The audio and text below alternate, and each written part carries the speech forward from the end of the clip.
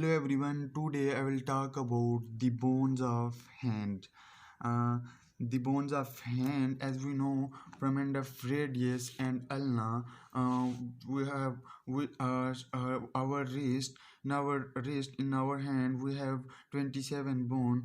We have carpal bone. Then this is metacarpal bone, and this is our phalanges. Mm, in a corpus we have 8 corpus bone, then we have metacarpus, we have 5 metacarpus bones, then we have phalanges. If we in phalanges we have 14 phalanges. uh, the phalanges are divided into 3 parts: proximal phalanges, intermediate phalanges, distal phalanges. Proximal phalanges are 5, intermediate phalanges are 4, and distal phalanges 5. Why we have intermediate phalanges are 4?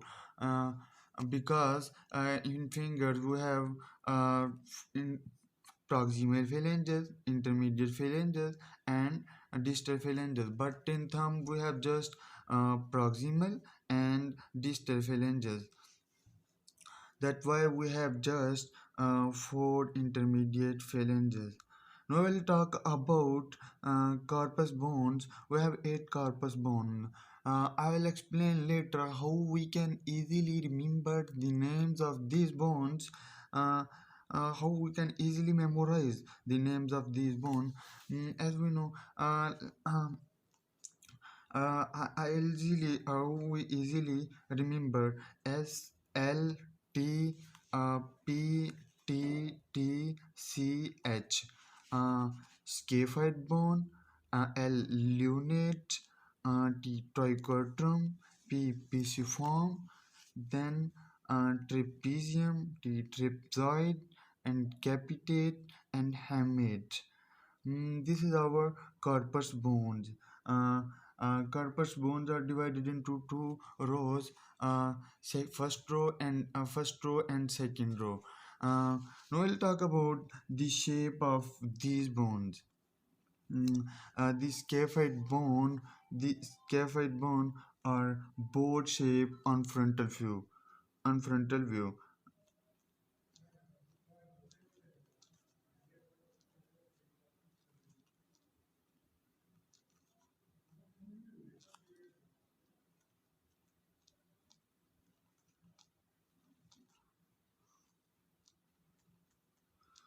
then lunate. The lunate is a half moon shaped.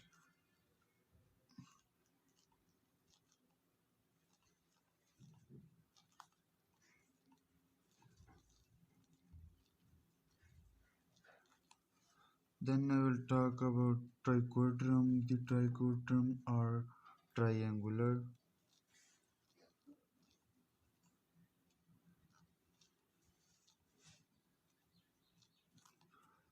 Then pisiform are P-shaped.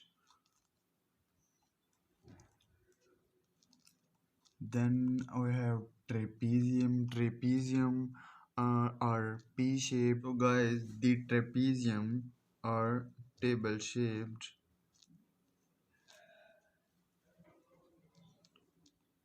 and the trapezoid also in table shape. Then capitate. The capitate, the capitate are head shape.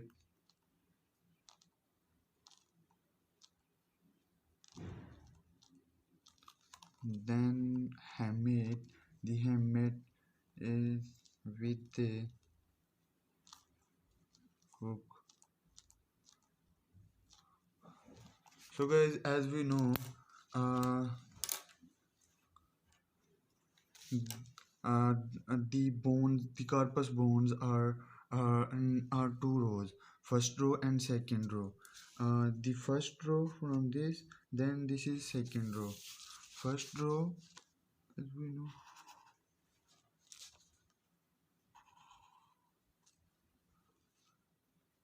the first row and the second row. This is proximal row.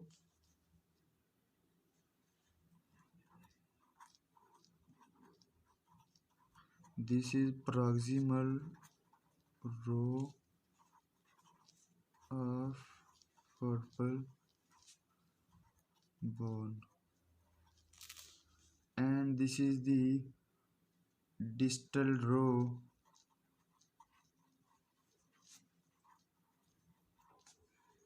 of purple bone.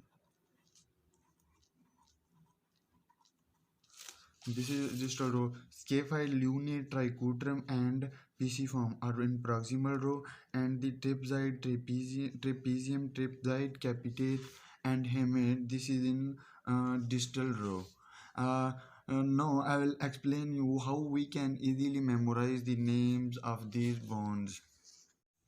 So guys, I will explain you how we can easily remember the names of these bones. Uh, as we know, in first row we have scaphoid, lunate, trichotrum, and pisiform. I have made a formula. Uh, you see, some lovers try positions. In second row that they can't handle. We need to memorize the initial word, the first digit. For example, some S. S it means scaphoid bone. Lovers it means lunate bone. Try it means trichotrum. Position it means pisiform. Then in second row we have uh, in second row we have trapezium, trapezide, capitate, hamate. Uh, in second row, we also remember the first digit, the initial word that they can't handle. T, trapezide, uh, T, trapezium, T, trapezide, then can't, capitate, and handle H, hamate. We'll talk about the bones, explain the bones, about scaphoid. Scaphoid, it articulate with the radius, it articulate with the radius. It is the largest bone in proximal row, and it is most commonly fractured. It is most commonly fractured bone. Then we talk about lunate bone. Lunate bone, it is most commonly dislocated carpal bone, and it is articulate with the radius. Then trichotrum. Trichotrum, it is a pyramidal shape. Then pisiform. Pisiform, it is not involved in movement of wrist. The pisiform bone, the bone is not involved in the movement of wrist. Then we have trapezide.